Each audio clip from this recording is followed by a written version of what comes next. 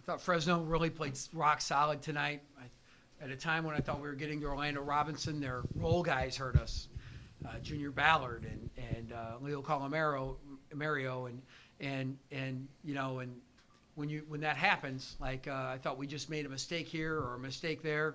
For instance, we give up maybe out of our double, we give up a second shot, they make a three. And when Fresno's got Orlando Robinson down low and they go 8 for 12 from three, puts a lot of pressure on your defense. And I thought that kind of had a cumulative effect on us tonight. And you could see really the spirit of our guys withering a little bit, right? And I told them after the game, hey, this is messy, it's ugly, it's not fun, everybody's miserable.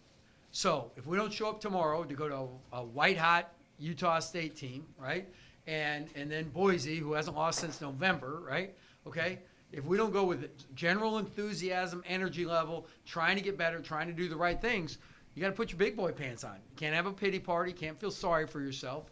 It's time to go out and just continue to try and get better. And I thought that at the end of the game, you could see some of that set in. And that's natural, but it's not acceptable. And so it's time for us to recollect tomorrow on our trip, have a good practice when we get out there, and go forward. Questions? With that, anything. Cool. Matt Weiner from the Spear. So with Trey Anderson getting into foul trouble right within the 2 minutes of the second half, what were your thoughts on that? Seemed like you might have been a little frustrated. Yeah, it was too bad. Unfortunately, he got ill the day of the New Mexico game, Matt. And we kind of had to play around that. Still hasn't practiced since then. Showed up today. I'm playing. I'm playing, and God bless him, right? I mean, and so we didn't start him only because he's been in bed, and doing bed rest and been at the doctors, and so he's not himself. But he's a valued guy for us, a huge, valued guy. And I thought that, it put you up against. We only dressed 8 tonight because we had a couple other guys ill too. That whatever's going around is kind of tough. And so that put a lot of pressure on our defense. And Robinson got away from us late. But I think you have to credit Fresno for making those threes when we were doubling, rotating back. You're a little vulnerable on the offensive glass, and they made us pay. Tried a couple changes of defense. And they made us pay there, and that's where you got to credit Fresno State. Tim Vick, Aquino, Mountain West Connection. Early in the first half, there was the 8-0 run, and then the timeout, and then Fresno came back with a 14-0 run. What's like the genesis of that good ball movement, come out of the timeout, and then just things got kind of stiff? Just a thing here or a thing there. Not a lot, right? I thought we took a couple questionable shots. Like we had a guy trying to drive hard. Instead of gnashing it, keeping his dribble alive, he forced up a bad shot, block, goes the other way, and you're not lined up, and they make you pay in transition. And so just a mistake here or a mistake there. And Fresno is one of the top defensive teams in the country. They can get any offense out of kilter. And so I'm sure that their timeout, after our run was all about stiffening up their defense, and they did. All right, back here. So you guys went 4 of 23 from 3. How many of those looks are like, that's a solid look, and how many of those are forced shots that you don't want to see? I'm going to have to watch that on film.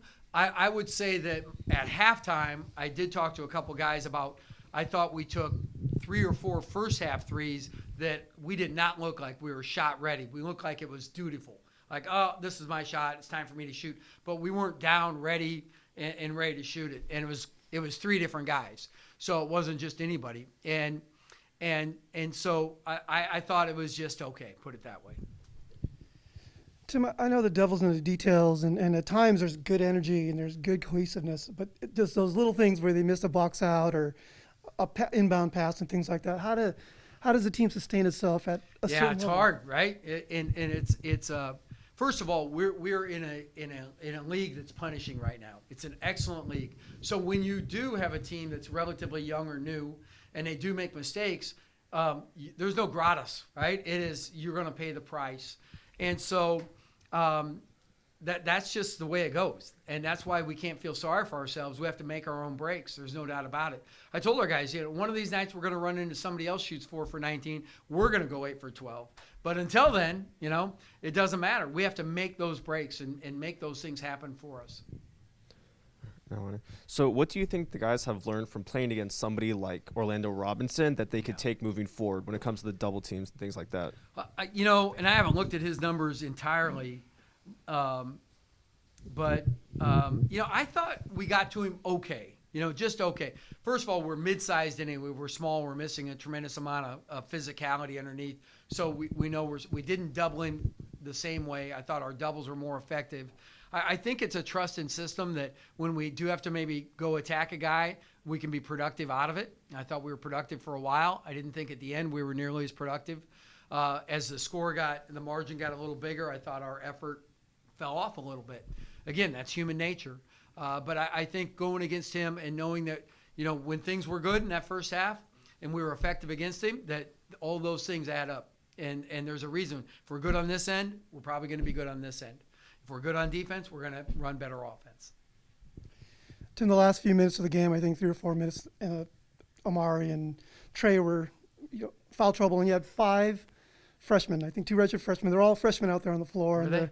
Yeah, and it was like the other ones are all juniors and seniors and whatnot. Does that kind of epitomize a young team trying to trying where we're at, right? And they were all probably 6 feet and under. No, that's just where we're at right now. We haven't been able to get traction from the get-go since August, right? We have a roster and we think it's this kind of roster, and oftentimes who you think you are in the fall is not who you are in the winter.